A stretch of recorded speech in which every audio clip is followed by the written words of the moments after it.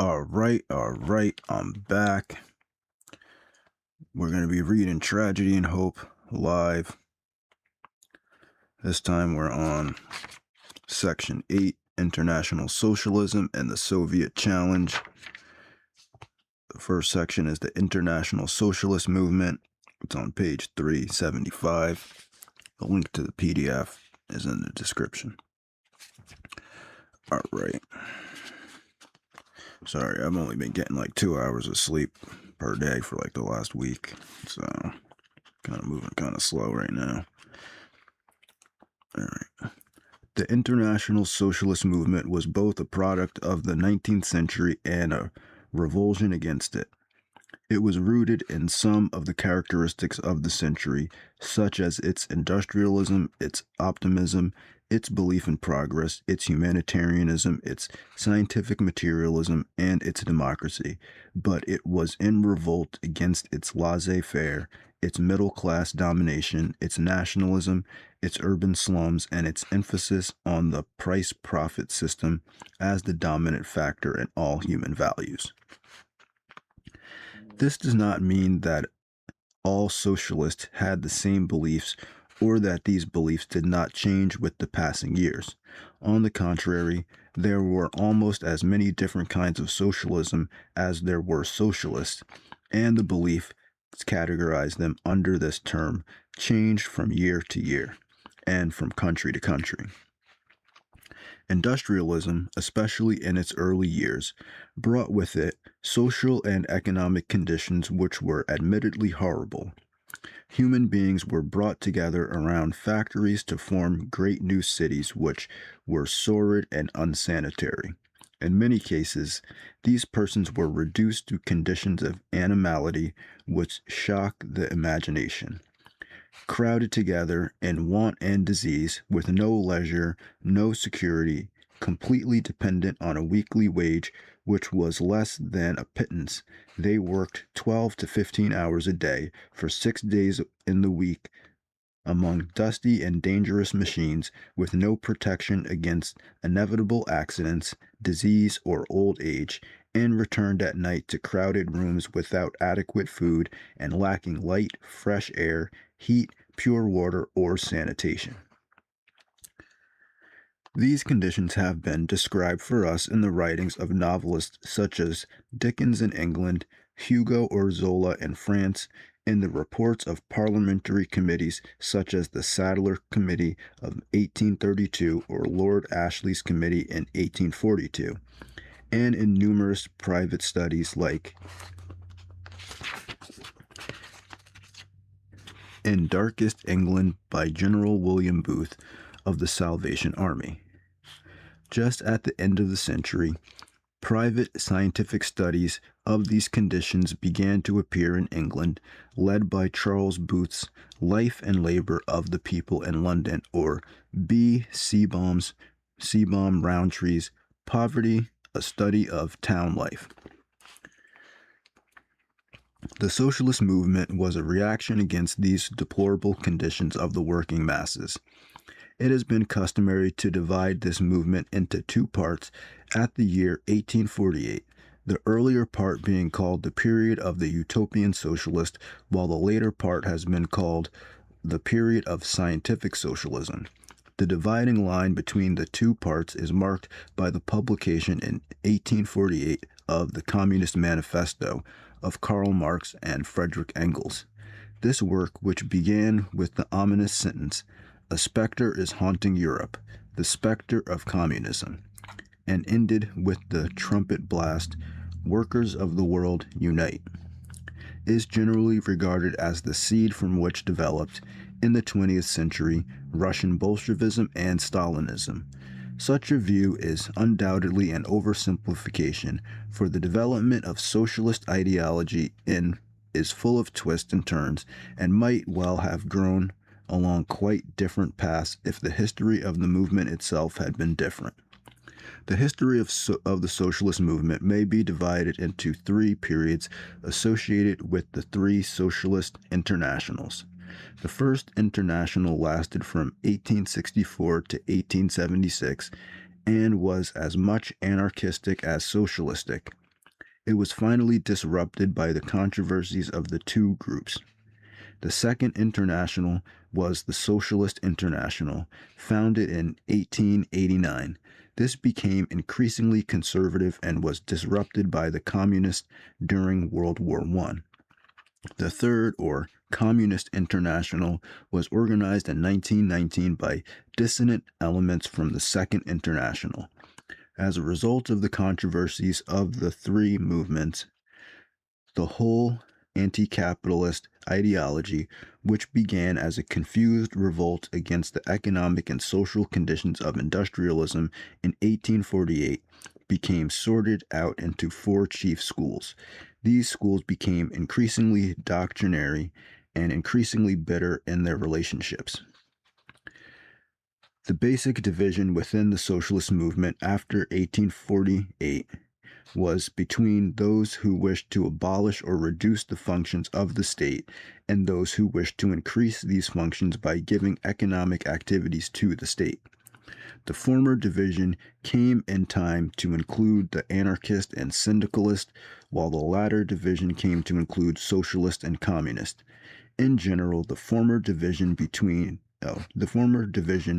believed that man was innately good and that all coercive power was bad, with public authority the worst form of such coercive power. All of the world's evils, according to the anarchist, arose because man's innate goodness was corrupted or distorted by coercive power. The remedy, they felt, was to destroy the state. This would lead to the disappearance of all other forms of coercive power and to the liberation of the innate goodness of man. The simplest way to destroy the state, they felt, would be to assassinate the chief of the state. This would act as a spark to ignite a wholesale uprising of oppressed humanity against all forms of coercive power. These views led to numerous assassinations of various political leaders, including the King of Italy and a President of the United States, in the period 1895 to 1905. Syndicalism was a somewhat more realistic and later version of anarchism. It was equally determined to abolish all public authority, but did not rely on the innate goodness of individuals for the continuance of social life. Rather, it aimed to replace public authority by voluntary associations of individuals to supply the companionship and management of social life which, according to these thinkers, the state had signally failed to provide. The chief of such voluntary associations replacing the state would be labor unions. According to the syndicalist, the state was to be destroyed not by the assassination of individual heads of states, but by a general strike of the workers organized in the labor unions. Such a strike would give the workers a powerful esprit de corps based on a sense of their power and solidarity. By making all forms of coercion impossible, the general strike would destroy the state and replace it by a flexible federation of free association of workers, syndicates. Anarchism's most vigorous proponent was the Russian exile Michael Bakunin, 1814 to 1876. His doctrines had considerable appeal in Russia itself, but in Western Europe they were widely accepted only in Spain, especially Barcelona, and in parts of Italy where economic and psychological conditions were somewhat similar to those in Russia. Syndicalism flourished in the same areas at a later date, although its chief theorists were French, led by Georges Sorel. 1847 to 1922. The second group of radical social theorists was fundamentally opposed to the anarcho-syndicalist, although this fact was recognized only gradually. The second group wished to widen the power and scope of governments by giving them a dominant role in economic life. In the course of time, the confusions with this second group began to sort themselves out, and the group divided into two chief schools, the socialist and the communist. These two schools were further apart in organization and in their activities than they were in their theories.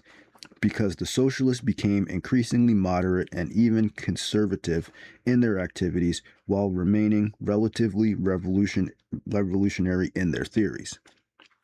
However, as their theories gradually followed their activities in the direction of moderation, in the period of the Second International, 1889 to 1919, violent controversies arose between those who pretended to remain loyal to the revolutionary ideas of Karl Marx and those who wished to revise these ideas in a more moderate direction to adapt them to what they considered to be changing social and economic conditions.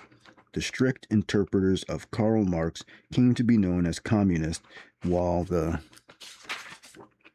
more moderate revisionist group came to be known as socialists. The rivalries of the two groups ultimately disrupted the Second International as well as the labor movement as a whole, so that anti-labor regimes were able to come to power in much of Europe in the period of 1819 to 1939. This disruption and failure of the working class movement is one of the chief factors in European history in the 20th century and accordingly requires at least a brief survey of its nature and background.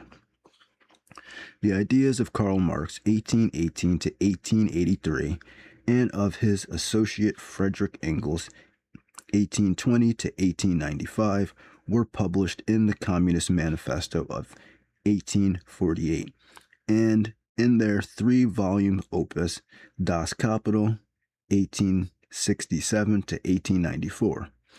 Although they were aroused by the deplorable conditions of the European working classes under industrialism, the chief sources of the ideas themselves were to be found in the idealism of Hegel, the materialism of ancient Greek atomists, especially Democritus, and the theories of English classical economists, especially Ricardo. Marx derived from Hegel what has come to be known as the historical dialectic. This theory maintained that all historical events were the result of struggle between opposing forces which ultimately merged to create a situation which was different from either. That's the Hegelian dialectic. Any existing organization of society or of ideas, thesis, calls forth in time an opposition, antithesis.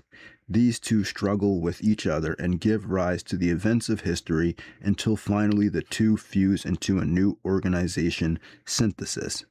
The synthesis, in turn, becomes established as the new thesis to a new opposition or antithesis, and the struggle continues as history continues.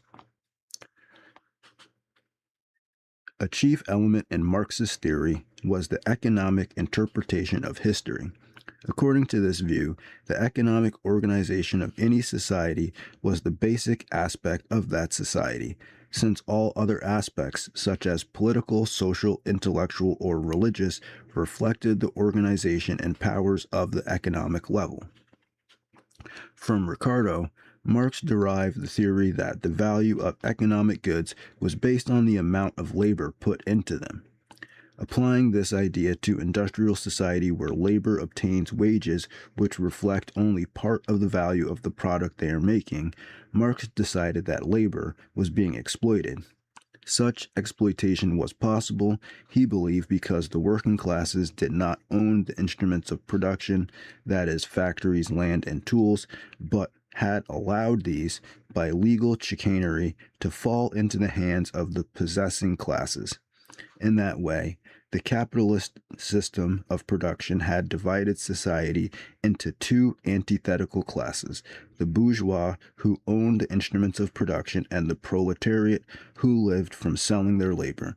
The proletariat, however, were robbed of part of their product by the fact that their wages represented only a portion of the value of their labor, the surplus value of which they were deprived going to the bourgeois as profits.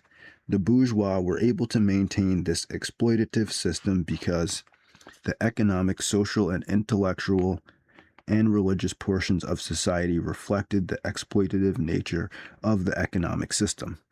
The money which the bourgeois took from the proletariat in the economic system made it possible for them to dominate the political system, including the police and army, the social system, including family life and education, as well as the religious system and the intellectual aspects of society, including the arts, literature, philosophy, and all the avenues of publicity for these. So basically, the media. From these three concepts of the historical dialectic, economic determinism, and the labor theory of value, Marx built up a complicated theory of the past and future history. He believed that all history is the history of class struggles. Just as in antiquity, history was concerned with the struggles of freemen and slaves, or of plebeians and patricians, so, in the Middle Ages, it was concerned with the struggles of serfs and lords, and in modern times with the struggles of the proletariat and bourgeois.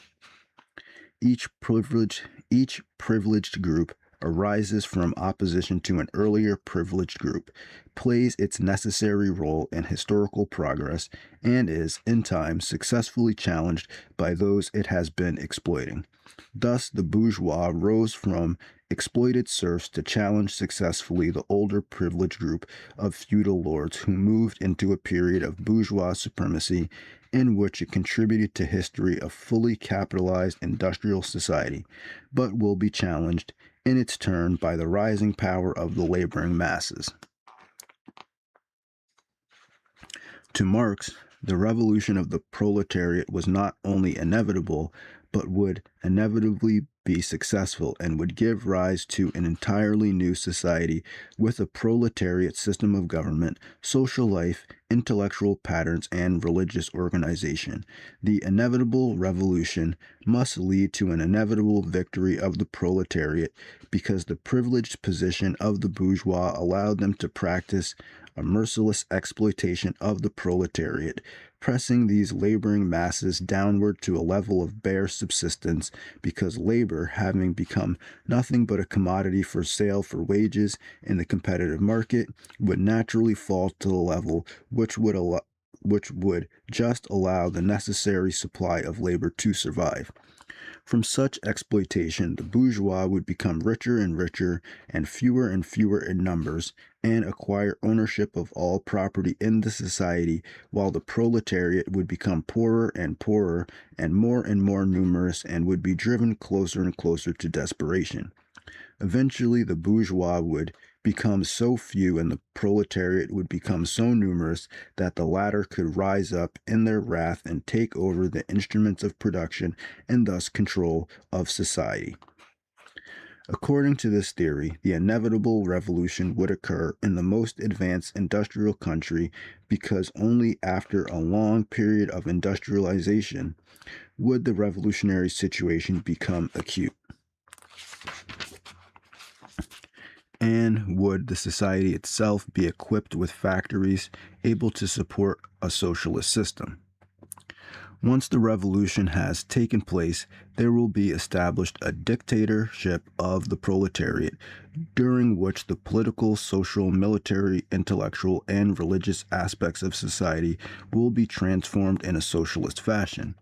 At the end of this period, full socialism will be established, the state will disappear, and a classless society will come into existence. At this point, history will end. This rather surprising conclusion to the historical process would occur because Marx had defined history as the process of class struggle and had defined the state as the instrument of class exploitation. Since, in the socialist state, there will be no exploitation and thus no classes, there will be no class struggles and no need for a state. Yeah, okay. That definitely happened. In 1889, after the First International had been disrupted by the controversies between anarchist and socialist, a Second International had been formed by the socialist. This group retained its allegiance to Marxist theory for a considerable period, but even from the beginning, socialist actions did not follow Marxist theory. This divergence arose from the fact that Marxists did not provide a realistic or workable picture of social and economic developments. It had no real provisions for labor unions, for workers, political parties, for bourgeois reformers, for rising standards of living, or for nationalism. Yet these became, after Marx's death, the dominant concerns of the working class. Accordingly, the labor unions and the social democratic political parties which they dominated became reformist rather than revolutionary groups. They were supported by upper class groups with humanitarian or religious motivations, with the result that the conditions of life and of work among the laboring classes were raised to a higher level, at first slowly and reluctantly, but in time with increasing rapidity.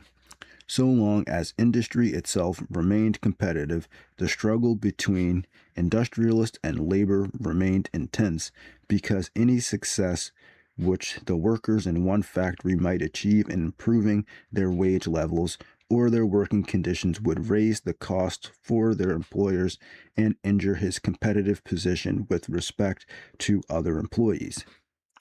But as industrialists combined together after 1890 to reduce competition among themselves by regulating their prices and production, and as labor unions combined together into associations covering many factories and even whole industries, the struggle between capital and labor became less intense because any concessions made to labor would affect all capitalists in the same activity equally and could be covered simply by raising the price of the product of all factories to the final consumer. In fact, the picture which Marx had drawn of more and more numerous workers reduced to lower and lower standards of living by fewer and fewer exploitative capitalists proved to be completely erroneous in the more advanced industrial countries in the 20th century. I don't know about that. I think the fewer and fewer capitalists is definitely a thing. Instead, what occurred could be pictured as a cooperative effort by unionized workers and monopolized industries to exploit unorganized consumers by raising prices higher and higher to provide both higher wages and higher profits. Sounds about right. This whole process was advanced by the actions of government, which imposed such reforms as 8-hour days, minimum wage laws, or compulsory accident, old age, and retirement insurance on whole industries at once. As a consequence, the workers did not become worse off, but became much better off with the advance of industrialism in the 20th century. Excuse me. This tendency towards rising standards of living also revealed another Marxist error. Marx had missed the real essence of the Industrial Revolution. He tended to find this in the complete separation of labor from ownership of tools and the reduction of labor to nothing but a commodity in the market. The real essence of industrialism was to be found in the application of non-human energy, such as that from coal, oil, or water power to production. See, so this is where AI now comes in, right? The whole non-human energy, right? So it's like we've been, like I said in the previous video, we've been moving towards this the whole time. So it's not like Trump is like pushing the AI on everybody. Like, sure, he's signing the bills, whatever. But that's because that's what he's there for, to sign bills. Okay. This process increased man's ability to make goods and did so to an amazing degree. But mass production could only exist if it were followed by mass consumption and rising standards of living. Moreover, it must lead, in the long run, to decreasing demand for hand labor and increasing demand for highly trained technicians who are managers rather than laborers. And in the longer run, this process would give rise to a productive system of such a high level of technical complexity that it could no longer be run by the owners but would have to be run by technically trained managers. Moreover, the use of the corporate form of industrial organization as a means for bringing the savings of many into control of the few by sales of securities to wider and wider groups of investors, including both managerial and laboring groups, would lead to a separation of management from ownership and to a great increase in the number of owners.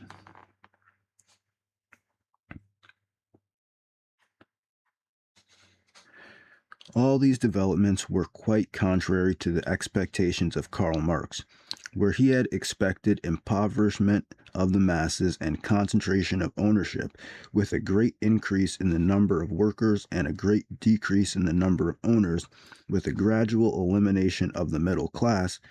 There occurred instead, in highly industrialized countries, rising standards of living, dispersal of ownership, a relative decrease in the number of laborers, and a great increase in the middle class.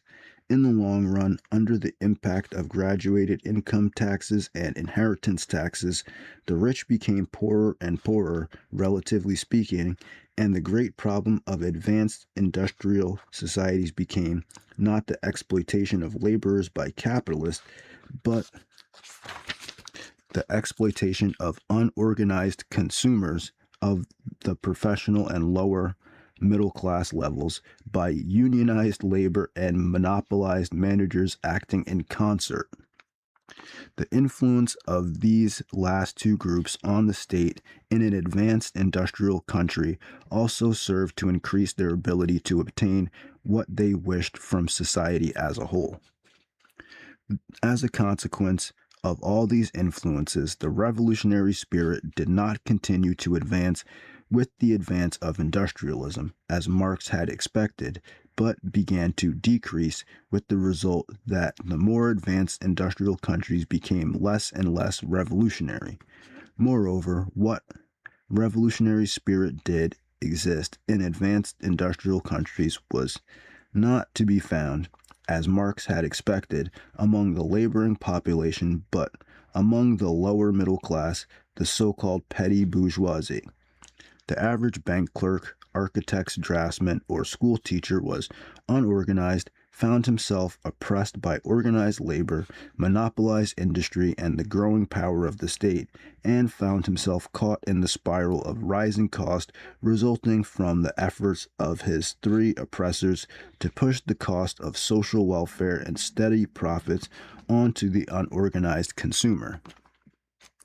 The petty bourgeois found that he wore a white collar, had a better education, was expected to maintain more expensive standards of personal appearance and living conditions, but received a lower income than unionized labor. As a consequence of all this, the revolutionary feelings existed in advanced industrial countries appeared among the petty bourgeois rather than among the proletariat, and was accompanied by psychopathic overtones arising from the suppressed resentments and social insecurities of this group. But these dangerous and even explosive feelings among the petty bourgeois took an anti-revolutionary rather than a revolutionary form and appeared as nationalistic, anti-Semitic, anti-democratic, and anti-labor union movements rather than as anti-bourgeois or anti-capitalist movements such as Marx had expected. Unfortunately, as economic and social developments in advanced industrial countries moved in the un-Marxian direction we have mentioned, the unionized laborers and their social democratic political parties continued to accept the Marxist ideology, or at least to utter the old Marxist war cries of "Down with the capitalist," or "Long live the revolution," or "Workers of the world unite." Since the Marxist ideology and the Marxist war cries were more easily observed than the social realities they served to conceal, especially when labor leaders sought all publicity for what they said and profound secrecy for what they did, many capitalists, some workers, and almost all outsiders missed the new developments completely and continued to believe that a workers' revolution was just around the corner. All this served to distort and to confuse people's minds and people's actions in much of the 20th century. The areas in which such confusions became of great significance were in regard to the class struggle and to nationalism. So basically, it's been a war on the middle class by the workers and the owners of the capitalist system, right? So all the unorganized individual people in society that just go to work and come home and have to buy stuff at the grocery store, and they're not in a labor union, and they're not some high-level oligarch, they're the ones that are getting screwed over, right? Because that's what happened when I worked at UPS. It was like there were some people that had been working there for like 20 years, and they were doing the same exact job as me, but they were getting paid like $35 an hour, and I was getting paid $10 an hour, and they were working less because they were in the union. It was like every time the manager came over and was like, "Oh, it's time to work faster. Got to do more work." They'd be like, "Oh, you know what? I got to go to the bathroom for 20 minutes," and then they would just stop coming over, right? Because every time they were like, "Oh, the manager would come in. You guys got to do a little bit more work. It's a holiday season. Can we get all these boxes into the thing?" And they'd be like, I got to go to the bathroom. I'll be back." And there's nothing you can do about it because they're in the union. And then I'm like, okay, well, this guy's doing the same job as me. He's working less. He's like working all slow and stuff. And he's getting paid like $35 an hour. Seems kind of weird.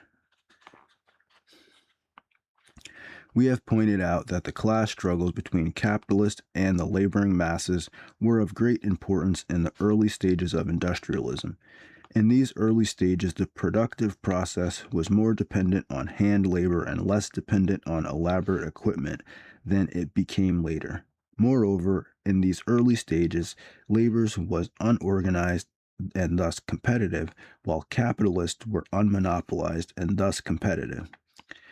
As the process of industrialization advanced, however, wages became a decreasing portion of productive cost and other costs, especially the cost of equipment for mass production, for the technological management required by such equipment, and for the advertising and merchandising cost required for mass consumption, became more and more important.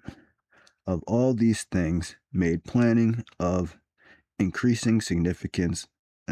All of these things made planning of increasing significance in the productive process. Such planning made it necessary to reduce the number of uncontrolled factors in the productive process to a minimum while seeking to control as many of these factors as possible. An industry which had hundreds of millions of dollars or even billions in equipment and plant, as did the steel industry, automobiles, chemicals, or electrical utilities, had to be able to plan in advance the rate and the amount of usage that equipment would receive. This need led to monopoly, which was essentially an effort to control both prices and sales by removing competition from the market. Once such competition had been removed from the market or substantially reduced, it became both possible and helpful for labor to be unionized. Unionized labor helped planning by providing fixed wages for a fixed period into the future and by providing a better trained as well as more highly disciplined labor force. Moreover, unionized labor helped planning by establishing the same wages, conditions, hours, and thus cost on an industry-wide basis. In this way, unionized labor and monopolized industry ceased to be enemies and became partners in planning projects centered on a very expensive and complex technological plant. The class struggle in Marxism terms largely disappeared. The one exception was that, in a planned industry, the managerial staff could compare wage cost with fixed capital cost and might decide, to the resentment of labor, to replace a certain amount of labor by a certain amount of new machinery. Sounds like AI. Labor tended to resent this and to oppose it unless consulted on the problem. The net result was that rationalization of production continued and advanced industrial countries continued to advance in spite of the contrary influence of the monopolization of industry which made it possible, to some extent, for obsolete factories to survive because of decreased market competition. The effects of nationalism on the socialist movement was of even greater significance. Indeed, it was so important that it disrupted the Second International 1914 to 1919. Marx had insisted that all the proletariat had common interest and should form a common front and not fall victim to nationalism, which he tended to regard as capitalist propaganda, seeking, like religion, to divert the workers from their legitimate aims of opposition to capitalism. The socialist movement generally accepted Marx's analysis of this situation for a long time, arguing that workers of all countries were brothers and should join together in opposition to the capitalist class and to the capitalist state. The Marxian slogans calling on the workers of the world to form a common front continued to be shouted even when the modern nationalism had made deep inroads on the outlook of all workers. The spread of universal education in advanced industrial countries tended to spread the nationalist point of view among the working classes. The international socialist movements could do little to reverse or hamper this development. These movements continued to propagate the internationalist ideology of international socialism, but it became more and more remote from the lives of the average worker. The social democratic parties in most countries continued to embrace the international point of view and to insist that the workers would oppose any war between capitalist states by refusing to pay taxes to support such wars or to bear arms themselves against their brother workers in foreign countries. How unrealistic all this talk was became quite clear in 1914 when the workers of all countries, with a few exceptions, supported their own governments in the First World War. In most countries, only a small minority of the socialists continued to resist the war, to refuse to pay taxes, or to serve in the armed forces, or continue to agitate for social revolution rather than for victory. This minority, chiefly among the Germans and Russians, became the nucleus of the Third or Communist International, which was formed under Russian leadership in 1919. The left-wing minority who became the Communists refused to support the war efforts of their various countries, not because they were pacifist as the Socialists were, but because they were anti-nationalist.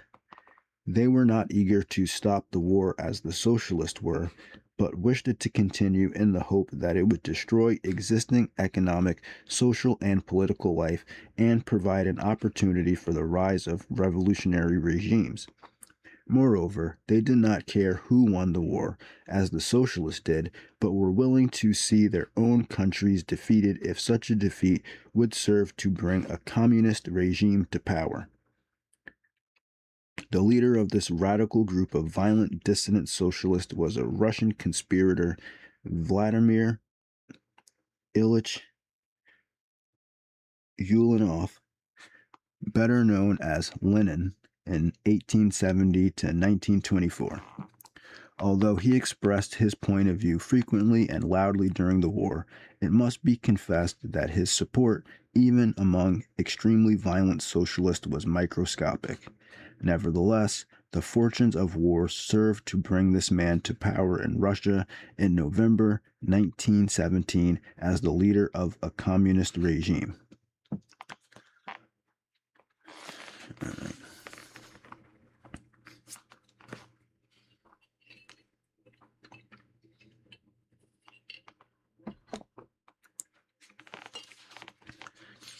The Bolshevik Revolution to 1924.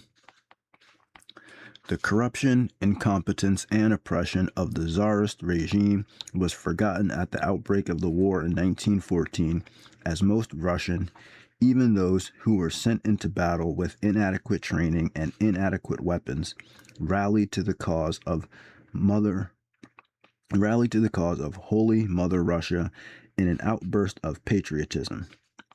This loyalty survived the early disasters of 1914 and 1915 and was able to rally sufficiently to support the Great Brusilov offensive against Austria in 1916. But the tremendous losses of men and supplies in this endless warfare, the growing recognition of the complete incompetence and corruption of the government, and the growing rumors of the pernicious influence of the Tsarina and Rasputin over the Tsar served to destroy any taste that the Russian masses might have had for the war. This weakening of morale was accelerated by the severe winter and semi-starvation of 1916 to 1917. Public discontent showed itself in March 1917 when strikes and rioting began in Petrograd. Troops in the capital refused to suppress these agitations, and the government soon found itself to be helpless. When it tried to dissolve the Duma, that body refused to be intimidated and formed a provisional government under Prince Lvov. In this new regime, there was only one socialist, Minister of Justice Alexander Kerensky. Although the new government forced the abdication of the Tsar, recognized the independence of Finland and Poland, and established a full system of civil liberties, it postponed any fundamental social and economic changes until the establishment of a future constituent assembly, and it made every effort to continue the war. In this way, it failed to satisfy the desires of large numbers of Russians for land, bread, and peace.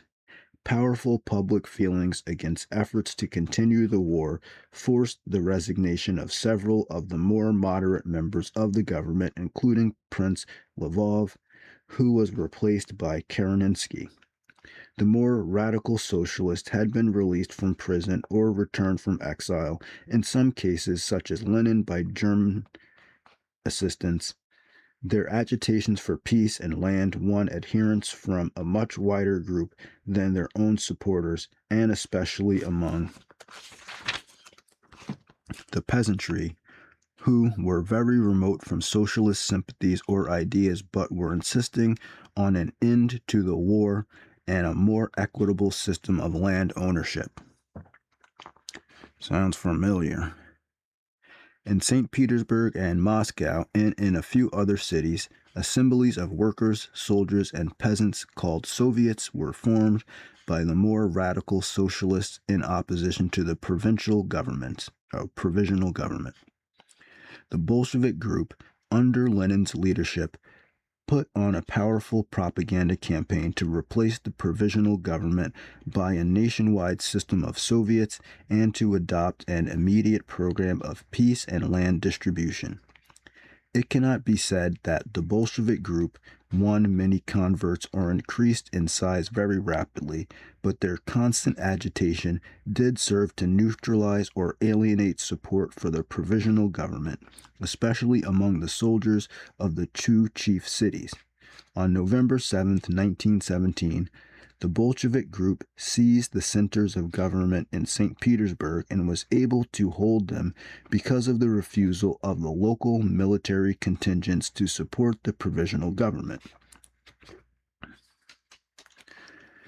Within 24 hours, this revolutionary group issued a series of decrees which abolished the provisional government, ordered the transfer of all public authority in Russia to Soviet workers, soldiers, and peasants, set up a central executive of the Bolshevik leaders called the Council of the People's Commissars, and ordered the end of the war with Germany and the distribution of large land holdings to peasants. The Bolsheviks had no illusions about their position in Russia at the end of 1917. They knew that they formed an infinitesimal group in that vast country and that they had been able to seize power because they were a decisive and ruthless minority among a great mass of persons who had been neutralized by propaganda. Sounds familiar.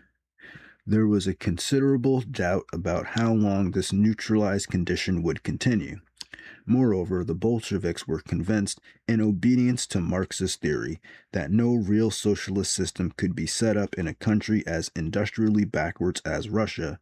And finally, there was grave doubt if the Western powers would stand idly by and permit the Bolsheviks to take Russia out of the war or attempt to establish a socialist economic system.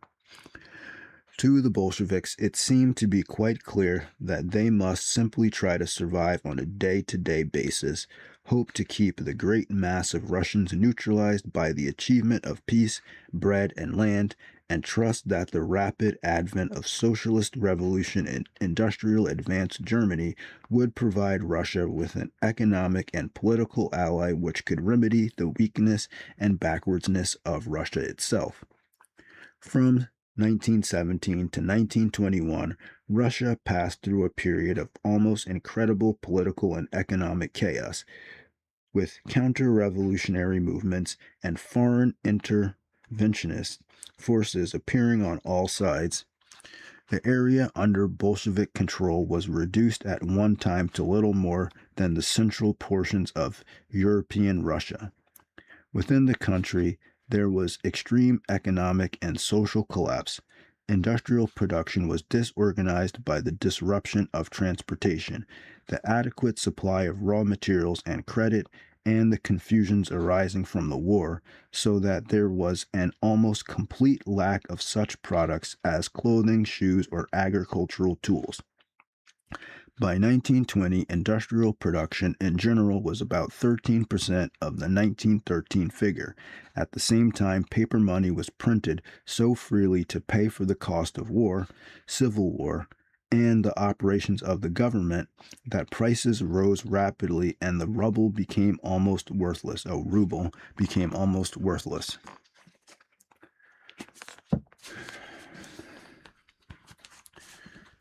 The general index of prices was only 3 times the 1913 level in 1917, but rose more than 16,000 times that level by the end of 1920. Unable to get their industrial products or sound money for the produce the peasants planted only for their own needs or hoarded their surpluses. Acreage under crops was reduced by at least 1/3 in 1916 to 1920, while yields fell even more rapidly from 74 million tons of grain in 1916 to 30 million tons in 1919 and to less than 20 million tons in 1920. The decrease in 1920 resulted from drought. This became so much worse in 1921 that the crops failed completely. Loss of life in these 2 years of famine reached 5 million, although the American Relief Administration came into the country and fed as many as 10 million persons a day in August 1922. In the course of this chaos, the tragedy, the Bolshevik regime was able to survive, to crush counter-revolutionary movements, and to eliminate foreign interventionists. They were able to do this because their opponents were divided, indecisive, or neutralized, while they were vigorous, decisive, or completely ruthless. The chief sources of Bolshevik strength were to be found in the Red Army and the secret police, the neutrality of peasants, and the support of the proletariat workers in industry and transportation. The secret police, Cheka, was made up of a fanatical and ruthless communist who systematically murdered all real or potential opponents. The Red Army was recruited from the old Tsarist army, but was rewarded by high pay and favorable food rations. Although the economic system collapsed almost completely, and the peasants refused to supply or even produce food for the city population, the Bolsheviks established a system of food requisitions from the peasants and distributed this food by a rationing system which rewarded their supporters. The murder of the imperial family by the Bolsheviks in July 1918 removed this possible nucleus for the counter-revolutionary forces. while the general refusal of these forces to accept the revolutionary distribution of agricultural lands kept the peasants neutral in spite of the Bolsheviks' grain requisitions. Moreover, the peasants were divided among themselves by the Bolshevik success in splitting them, so that the poorer peasants banded together to divert much of the burden of grain requisition into their more affluent neighbors. The most acute problem facing the revolutionary regime at the end of 1917 was the war with Germany. At first, the Bolsheviks tried to end the war. At first, the Bolsheviks tried to end the fighting without any formal peace, but the Germans continued to advance, and the Bolsheviks were compelled to sign the Treaty of Brest-Litovsk. I don't know what that is. Brest-Litovsk. March 1918. By this treaty, Russia lost all the western borderlands, including Poland, the Ukraine, and the Baltic areas. The German forces tried, with little success, to obtain economic resources from the Ukraine and soon advanced far beyond the boundaries established by the Brest-Litovsk Agreement and the Don Valley, the Crimea, and the Caucasus. In various parts of Russia, notably in the south and east, counter-revolutionary armies called Whites took the field to overthrow the Bolsheviks. The Cossacks of the Don under Kornilov, Anton Denikin, and Peter Wrangel occupied the Caucasus, the Crimea, and the Ukraine after the Germans withdrew from these areas. In Siberia, a conservative government under Admiral Alexander Kolchak was set up at Omsk and announced its intention to take over all of Russia late 1918. A group of 40,000 armed Czechoslovaks who had deserted from the Habsburg armies to fight for Russia turned against the Bolsheviks, and while being evacuated to the east along the Trans-Siberian Railway, seized control of that route from the Volga and the Vladivostok, summer of 1918. Various outside powers also intervened in the Russian chaos. An Allied expeditionary force invaded northern Russia from Murmansk and Archangel, while a force of Japanese and another of Americans landed at Vladivostok and pushed westward for hundreds of miles. The British seized the oil fields of the Caspian region late 1918, while the French occupied parts of the Ukraine about Odessa, March 1919. Against these various forces, the Bolsheviks fought with growing success using the new Red Army and the Cheka, supported by nationalized industrial and agrarian systems. While these fought to preserve the revolutionary regime within Russia, various sympathizers were organized outside the country. The Third International was organized under Grigory Zinoviev to encourage revolutionary movements in other countries.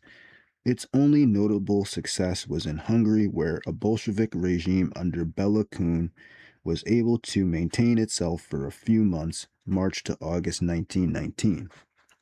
By 1920, Russia was in complete confusion. At this point, the new Polish government invaded Russia, occupying much of the Ukraine. A Bolshevik counterattack drove the Poles back to Warsaw, where they called upon the Entente powers for assistance. General Weygand was sent with a military mission and supplies. Thus supported, Poland was able to reinvade Russia and impose the Treaty of Riga, March 1921. This treaty established a Polish-Russian boundary 150 miles east of the tentative Curzon line, which had been drawn along the ethnographic frontier by the Western powers in 1919. By this act, Poland took within its boundaries several million of Ukrainians and White Russians and ensured a high level of Soviet-Polish enmity for the next 20 years. Much of the burden of this turmoil and conflict was imposed on the Russian peasantry by the agricultural requisitions and whole system of so-called war communism. As part of this system, not only were all agricultural crops considered to be government property, but all private trade and commerce were also forbidden. The banks were nationalized, while all industrial plants of over 5 workers and all craft enterprises of over 10 workers were nationalized in 1920. This system of extreme communism was far from being a success, and peasant opposition steadily increased in spite of the severe punishments inflicted for violations of the regulations. As counter-revolutionary movements were suppressed and foreign interventionists gradually withdrew, opposition to the system of political oppression and war communism increased. This culminated in peasant uprisings, urban riots, and a mutiny of the sailors at Kronstadt in March 1921. Within a week, a turning point was passed. The whole system of war communism and of peasant requisitioning was abandoned in favor of a new economic policy of free commercial activity in agricultural and other commodities, with the reestablishment of the profit motive and of private ownership in small industries and in land holding. Requisitioning was replaced by a system of moderate taxation, and the pressures of the secret police, of censorship, and of the government generally relaxed. As a result of these tactics, there was a dramatic increase in economic prosperity and in political stability. This improvement continued for 2 years until, by late 1923, political unrest and economic problems again became acute. At the same time, the approaching death of Lenin complicated these problems with the struggle for power among Lenin's successors, because the political organization of the Bolshevik regime in its first few years was on the trial by error basis. Its chief outlines were not established until about 1923.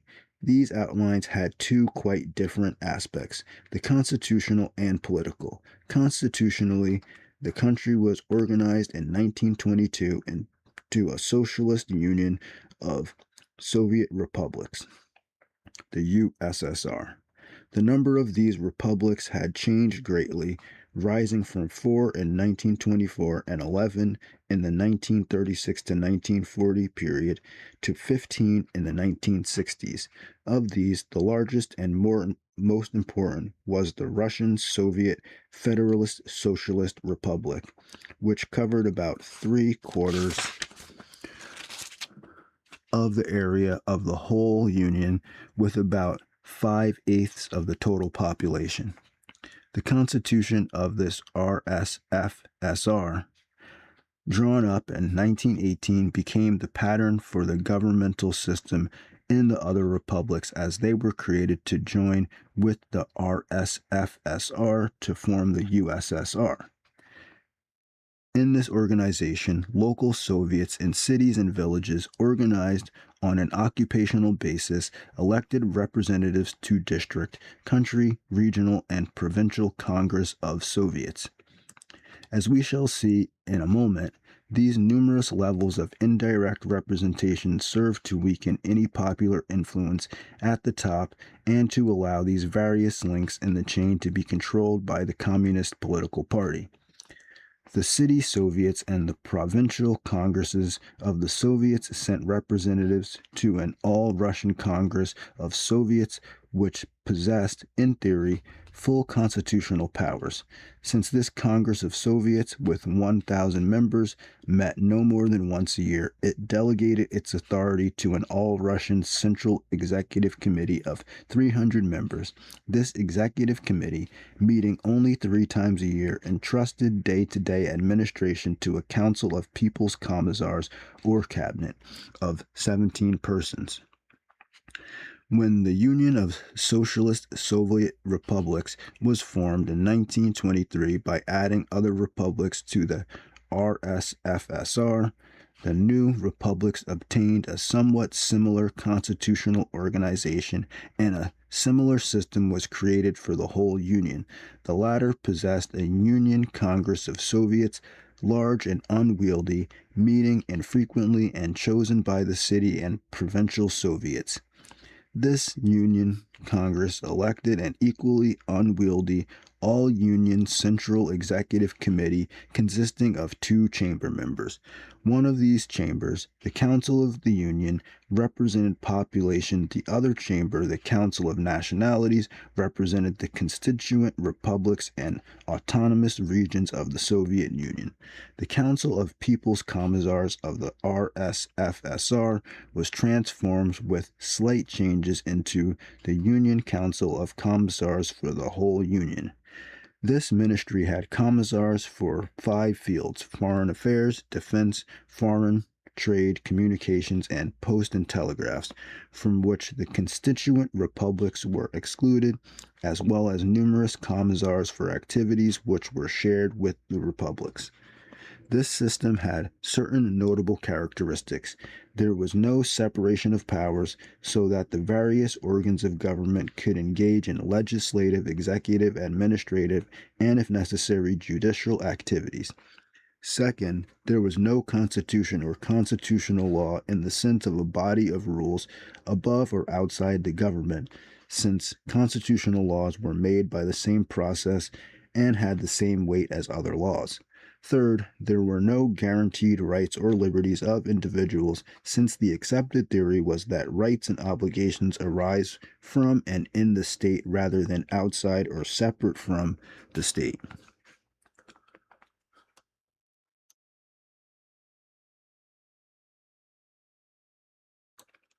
Last, there was no democratic or parliamentary elements because of the monopoly of political power by the Communist Party. The Communist Party was organized in a system similar to and parallel to the state, except that it included only a small portion of the population. At the bottom, in every shop or neighborhood, were unions of party members called cells. Above these, rising level on level, were higher organizations consisting on each level of party congress and executive committees chosen by the Congress of the same level. These were found in districts, in countries, in provinces, in regions, and in the constituent republics. At the top was the Central Party Congress and the Central Executive Committee chosen by it. As years went by, the Central Party Congress met more and more rarely and then merely approved the activities and resolutions of the Central Executive Committee. This committee and its parallel institutions in the state, the Council of People's Commissars, were dominated until 1922 by the personality of Lenin. His eloquence, intellectual agility, and capacity for ruthless decision and practical improvisation gave him the paramount position in both party and state. In May 1922, Lenin had a cerebral stroke and, after a series of such strokes, died in January 1924. This long-drawn illness gave rise to a struggle for control of the party and the state apparatus within the party itself. This struggle at first took the form of a union of lesser leaders against Trotsky, the second most important leader after Lenin, but eventually this developed into a struggle of Stalin against Trotsky and finally of Stalin against the rest. By 1927, Stalin had won a decisive victory over Trotsky and all opposition. Stalin's victory was due very largely to his ability to control the administrative machinery of the party behind the scenes and to the reluctance of his opponents, especially Trotsky, to engage in a showdown struggle with Stalin, lest this lead to civil war, foreign intervention, and the destruction of the revolutionary achievement. Thus, while Trotsky had the support of the Red Army and of the mass of party members, these were both neutralized by his refusal to use them against Stalin's control of the party machinery. The party, as we have said, remained a minority of the population under the theory that quality was more important than quantity. There were 23,000 members in March 1917 and 650,000 in October 1921. At this later date, a purge began which reduced the party rolls by 24%. Subsequently, the rolls were reopened and membership rose to 3.4 million by 1940. The power to admit or to purge, held in the hands of the Central Executive Committee, completely centralized control of the party itself. The fact that there was only one legal party and that elections to positions in the state were by ballots containing only one party, and even one name for each office, gave the party complete control of the state. This control was neither weakened nor threatened by a new constitution of democratic appearance and form, which came into existence in 1936. In 1919, the Central Executive Committee of 19 appointed 2 subcommittees of 5 each and 1 secretariat of 3. One of the subcommittees, the Politburo, was concerned with questions of policy, while the other, the Orgbureau, was concerned with questions of party organization. Only one man, Stalin, was a member of both of these. In April 1922, a new secretariat of 3 was named: Stalin, Vyacheslav, Molotov, Valerian, Kuybyshev, with Stalin as Secretary General. From this central position, he was able to build up a party bureaucracy loyal to himself, purge those who would be most opposed to his plan, or transfer to remote positions those party members whose loyalty to himself was not beyond question. At the death of Lenin in January 1924, Stalin was the most influential party member, but still lurked in the background. At first, he ruled as one of a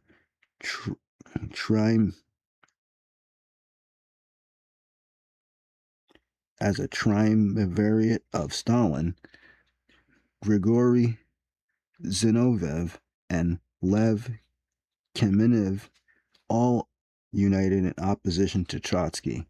The last was removed from his position as War Commissar in January 1924 and from the Politburo in October 1926. In 1927, at Stalin's behest, Trotsky and Zinoviev were expelled from the party. Zinoviev was later restored to membership, but in 1929, Trotsky was deported to exile in Turkey. By that time, Stalin held the reins of government firmly in his own hands. All right, the next section is Stalinism, 1924 to 1939. I'm on page 392. We're still on International Socialism, but it's been about an hour, so I'm not going to start this next section. How many pages are in this?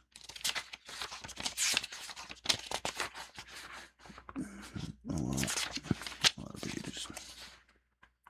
Okay.